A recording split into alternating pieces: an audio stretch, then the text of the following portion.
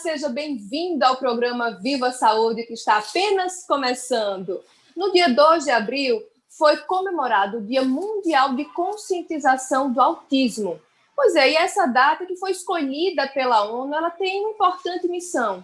A missão de tentar acabar com o preconceito, acabar com estigmas e também levar mais conhecimento para a população em relação ao transtorno do espectro autista. A gente sabe que a cada dia mais a população de pessoas com autismo, a população de pessoas que se enquadram dentro do transtorno do espectro autista aumenta consideravelmente. Só para você ter ideia, segundo a Organização Pan-Americana de Saúde, 1 a cada 160 crianças em todo o mundo faz parte do transtorno do espectro autista. Portanto, a gente precisa realmente conhecer cada vez mais, né, as particularidades do transtorno do espectro autista para que a gente consiga compreender melhor, agir melhor e ajudar cada vez mais a acabar com o preconceito e a desigualdade que muitas vezes essas pessoas têm que enfrentar. Para nos ajudar a compreender um pouco mais sobre o autismo, nós vamos conversar com o psicólogo André Bezerra, que está aqui conosco. E, além do André Bezerra, também a gente vai ter a honra de conversar com a Aline Gonçalves. A Aline, que é mãe do Antônio Henrique, vai aí, então, dividir um pouco da sua experiência conosco, partilhar, fazer uma partilha muito interessante, essa partilha materna. Então, vamos começar a nossa conversa. André, seja muito bem-vindo. Obrigada pela sua participação. Obrigado, Mirna. Prazer estar aqui com vocês. Aline, seja bem-vinda também. A Aline e o Antônio, que está com a Aline aí do lado. O Antônio está aí se divertindo um pouquinho no joguinho. Seja bem-vinda, Aline. Muito obrigada. Obrigada pelo convite. André, para a gente começar se situando melhor, explica para a gente o que é o transtorno do espectro autista. O que é que está enquadrado dentro desse grupo? Ok, Mirna. Então, o transtorno do espectro do autismo, né, essa categoria, ela é relativamente nova comparada aos outros diagnósticos, né, dos transtornos mentais. Ela foi identificada lá em 1943 por um psiquiátrico austríaco chamado Leo Kanner. Esse psiquiatra, né, infantil, identificou 19 crianças que compartilhavam características comuns, como, por exemplo, falha no contato visual, movimentos repetitivos, né, que hoje em dia se dá o nome de estereotipia motora ou ecolalia, quando é feito através da fala, e também alguns interesses restritos. E na maior parte dessa população também, as crianças não conseguiam desenvolver a fala propriamente dita, com articulação, com gesto, com linguagem verbal e não verbal.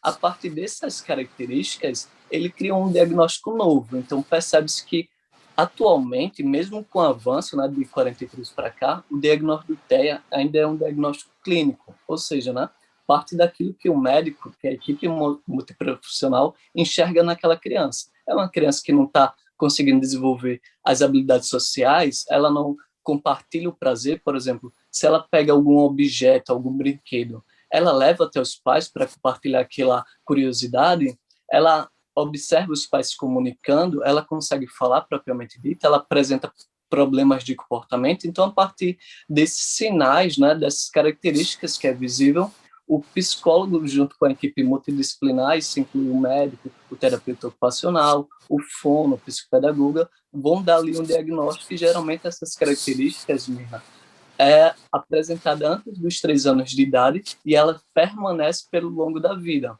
É claro que não existe um autismo igual ao outro. A gente está falando aqui de espectro, né? Antigamente, lá nos manuais, né, diagnóstico e estatístico dos transtornos mentais, dava o nome de transtorno invasivo do desenvolvimento, justamente porque ele vai invadir todas as áreas do desenvolvimento da criança. Hoje tem o diagnóstico de TEA, né, de transtorno do espectro do autismo, dividido em 3 áreas, que a gente dá por níveis, né? Nível 1, que são aquelas crianças tipicamente mais comprometidas, que foram lá caracterizadas por Leo Kanner. Nível 2 é um grau mais moderado e o nível 1, um grau mais leve, que seria o autismo que a gente compreende de alto funcionamento, e antigamente também tinha o diagnóstico de síndrome de Asperger, que seria aquelas crianças capazes de falar de maneira articulada, de obter um certo grau de autonomia. Aline, então, André deu uma síntese bem importante, né, em relação ao que é o TEA.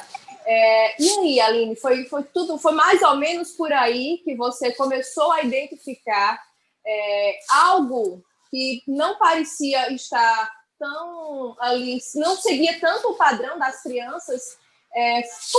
Como é que foi essa tua percepção materna para perceber que tinha algo diferente ali no teu filho?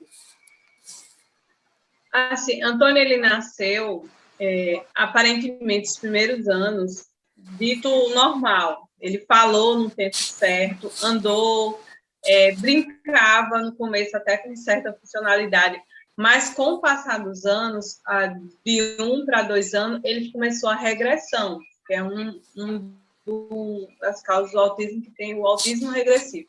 Ele foi diminuindo a fala, a chegar ao ponto de não falar mais nada, e não brincava mais com um objeto de forma funcional. Ele organizava por cor, por tamanho. Eu, no começo, achava até interessante, porque eu dizia, nossa, meu filho é muito organizado, separa tudo por cor, por tamanho. Só que já era o fechamento dele para aquele mundo. Ele ficava muito fechado naquela atividade. E aí foi quando a gente, com perto de 3 anos, que aí ele deixou de falar de vez, eu procurei o neuro e deu o diagnóstico de autismo. Foi um baque, ninguém esperava, sofri meu luto, chorei. E naquela época, tratamento era mais difícil. Então, a gente está falando de 9 anos atrás, né? No teu caso, 9 anos atrás. Ainda era mais difícil do que hoje, né? E os estigmas, então, ainda eram bem maiores, né? Bem piores. E eu sou do interior, era do interior, e tudo era mais difícil. Ninguém quase ouvia falar do autismo no interior. E não tinha tratamento específico. Já se falava na terapia ABA, mas era pouco conhecido para o nosso meio. Então, a gente começou a vir para cá, para João Pessoa, em procura de tratamento. E tratamento específico para ele só faz 2 anos que ele está na terapia ABA. E a gente nota a evolução dele é significativa, apesar dele já ter começado tardiamente, porque a gente sabe que o tratamento precoce evolui muito as crianças, mas ele evoluiu bastante dentro das limitações dele, porque ele tem um autismo de grau moderado para severo, ele tem um comprometimento muito forte na parte da fala, na parte cognitiva e na parte social. Mas ele, graças a todos os profissionais, André, ele está evoluindo muito bem esses 2 anos, tem sido uma evolução grande. E aí, André, essa evolução do Antônio realmente é confirmada pelo psicólogo? É confirmada com base na avaliação, né? Hoje em dia, a Aline pontuou bem essa terapia ABA, né, que se chama Análise Aplicada do Comportamento, e parece como aquele Tomé, eu só acredito vendo, né? Então, a gente faz as avaliações e, com base nas avaliações, a gente monta o programa da criança. Agora, a Aline pontuou uma questão importante, que seria o autismo regressivo. Isso, para a maioria dos pais, não tem esse diagnóstico, geralmente são diagnósticos mais clássicos, né, onde a criança, de fato, não tem nenhuma habilidade desenvolvida e ela não perde. Mas quando tem também essa perca, para a família também se torna um pouquinho mais angustiante, né? Porque você vê o seu filho ali desenvolvendo e parece que de uma hora para outra ele acaba a perder as habilidades. Então, além pontuou questões de comportamento restrito, né? Alinhar objetos, não fazer uso funcional desses objetos, todos esses são sinais, né, que nos remetem ao autismo. Mirna, você também falou que a Organização Pan-Americana de Saúde estabelece 153, acho que foi sua fala. E hoje 160. Uma a cada 160 crianças, né? Nos Estados Unidos, como tem um censo mais comum, né? Por exemplo, aqui no Brasil a gente está ameaçado a não ter esse censo, né? Esse censo é particularmente importante para definir as políticas públicas e tal.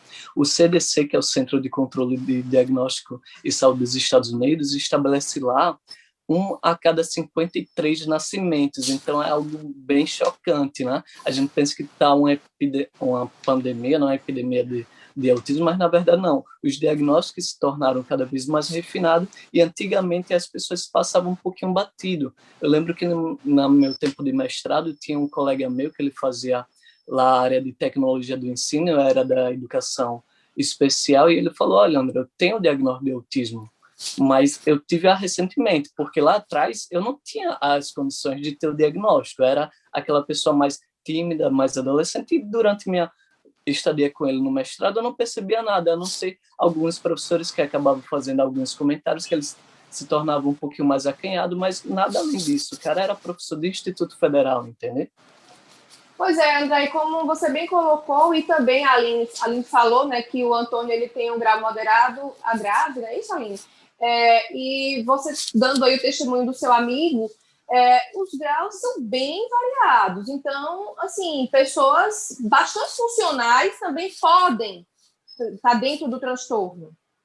Podem sim, exibindo as características que hoje antigamente eram um tripé, né? Teria que ter problemas de comportamento repetitivos ou interesse restrito. Eu lembro que minha primeira experiência com autismo, eu fui fazer uma formação na AMA de São Paulo, e lá tinha uma menininha que ela era altamente funcional.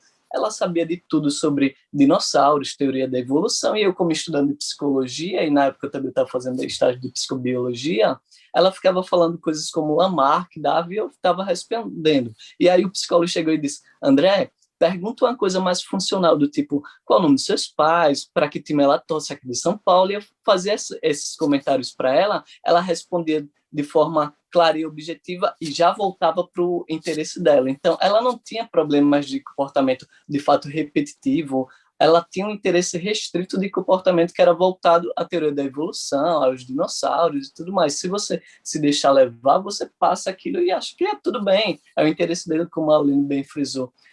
Eu gostava de ver o Antônio enfileirando carrinhos, separando os objetos por cores e tal. Então, são habilidades que ela acaba camuflando o autismo em si, né?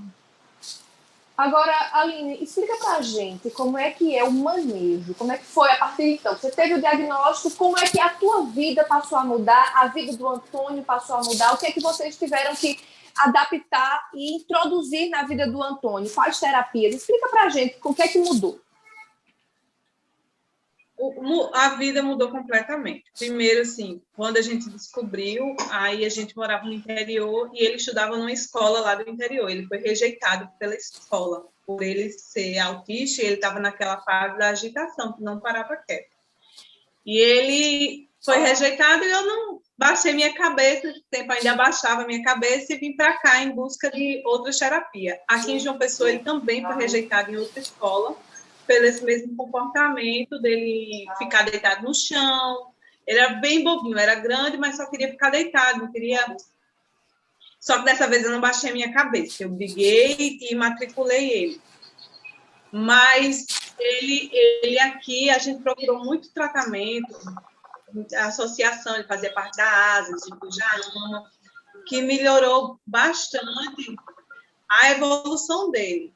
Mas a parte comportamental que foi aqui, que foi um impacto muito grande na evolução, porque ele tinha costume de se machucar, ele se mutilava, ele batia a cabeça na parede, ele batia no irmão, ele só era mais agressivo consigo, mas ele ficou com o irmão que era bebezinho, com a crise de ciúme. E o tratamento com fono, TO, psicólogo, psicopedagogo, a terapia ABA, tudo isso evoluiu. Hoje, Antônio, ele aparentemente tranquilo, ele fica sentado, vai para uma lanchonete, com coisas que a gente não conseguia sair, passear com ele, que todo mundo ficava olhando, apesar que hoje, por ele tem a colaria, ele fica com palavras aleatórias, o pessoal fica olhando, isso não me incomoda mais, já me incomodou muito no passado. Mas meu filho é assim e eu me adaptei com ele assim, pouco me importa o que o povo acha. Mas é muito difícil em sociedade, assim, logo quando você está no começo, o olhar do outro e a falta do apoio do outro. Uma vez eu passei uma situação no shopping, de uma crise agressiva dele, de ele começar a chorar, a gritar, se jogar no chão, e eu sozinha. Ninguém me ajudou. Ninguém perguntou, mãe, você quer ajuda? E eu era sozinha, tentando levantar aquele menino para não ceder, porque através de André eu aprendi que comportamento dele agressivo eu não posso ceder. Se eu disse não, é não. Então, eu segurei meu não. Mesmo que eu saí suada do choque segurando aquele menino, mas nenhum segurança, nenhuma mãe, nenhum pai, ninguém tem de se colocar no lugar do outro. Será que essa mãe está precisando de ajuda? Porque eu acho que não puxa nada perguntar. Eu, quando eu vejo uma situação com a criança, nem sempre é birra. Nem sempre tudo que você vê é uma birra numa criança. Pode ser autismo. Então, a gente tem que pensar mais no outro. Não pensar só em si ou criticar, porque a crítica é o que mais dói para a gente que é mãe de autista, o dedo apontado na cara. Aline, e a tua vida mudou? Você trabalhava? Como é que era a tua rotina antes e agora?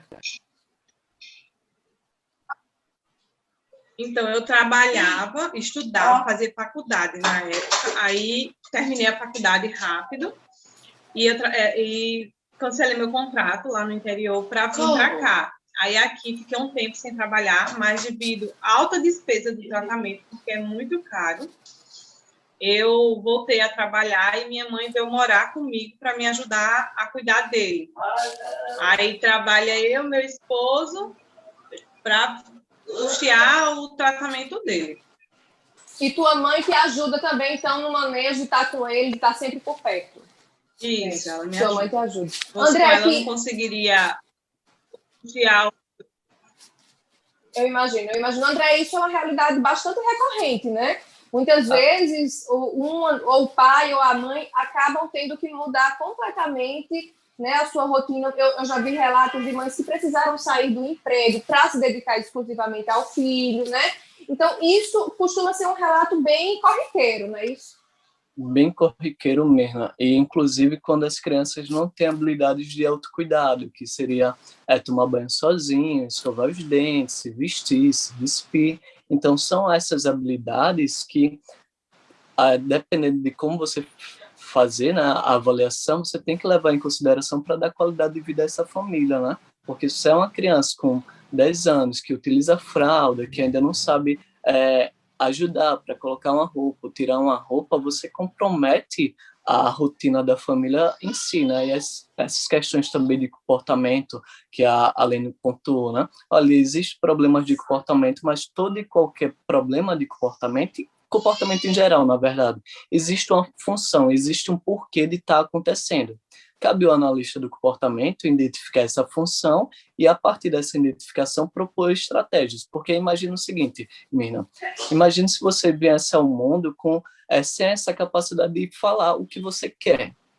E aí, porventura, você se estressou e aí sua mãe trouxe a vocês coisas boas, como lhe colocou na frente da TV, lhe trouxe leite, lhe trouxe alimento. Então, você passa, mesmo sem querer, a utilizar o choro, a utilizar desses comportamentos de birra para conseguir o que quer. Então, se você entende essa relação, e isso a gente faz naturalmente, tá? Não é uma coisa específica da criança que tem TEA. Para a gente, a análise de comportamento é comportamento, independente de ter um diagnóstico ou não, porque, como a gente já falou, é um diagnóstico clínico, não existe ainda um sequenciamento genético, por mais que existam pesquisas avançadas que reúnem um grupo de 86 genes dedicado ao autismo, mas nem todas as crianças vão ter esses 86, por isso que ainda não existe um marco biológico para se dar o diagnóstico, ao contrário, por exemplo, da síndrome de Down. Então, o analista tem que estar atento sempre aos problemas de comportamento e entender o que ele traz para a criança. Se ele traz, por exemplo, um afastamento das atividades, a gente tem que ensinar para essa criança um meio mais adequado para ela dizer, olha, não quero. Eu quero, por exemplo, pipoca, eu quero biscoito, eu quero a atenção da minha mãe. Então, tenho que identificar qual é a função desse comportamento para ensinar um modo mais adequado. E aí, por tabela, o outro comportamento que estava servindo, ele vai diminuindo, enquanto que o outro que você vai ensinando a criança, ele vai aumentando, e aí você deixa de ter os problemas de comportamento que, de fato, atrapalham demais a nossa vida, né? Pois é, gente, você que está em casa está vendo, né, que o assunto é complexo, né? São muitos aspectos interessantes, importantes de se pontuar, mas a gente vai a um rápido intervalo, você não sai daí não, que no próximo bloco nós vamos continuar conversando tanto com a Aline quanto com o André, vamos continuar aí conhecendo um pouco mais da história da Aline e do Antônio, né? E também se aprofundando um pouco mais sobre esse assunto com o André. Mas antes de irmos ao intervalo, você vai conhecer uma lei da Assembleia Legislativa da Paraíba. é a Lei 10.834, que garante, olha só que coisa boa, garante a servidores públicos o afastamento para poder acompanhar seus filhos durante o tratamento, seus filhos com algum tipo de deficiência durante o tratamento. Olha só que coisa boa, vamos conhecer essa lei. A Lei 10.834/2016, da Assembleia Legislativa da Paraíba, contribui para um grande avanço na qualidade de vida das famílias de pessoas com deficiência, incluindo o transtorno do espectro autista. A lei garante que servidores públicos se afastem do trabalho para acompanhar os filhos nos tratamentos realizados, com o intuito de assegurar ao máximo a continuidade desses atendimentos. E para conhecer outras leis da Assembleia Legislativa da Paraíba que melhoram a vida da pessoa com o transtorno do espectro autista, acesse o portal al.pb.leg.br. É a Assembleia Legislativa atuando junto ao povo da Paraíba.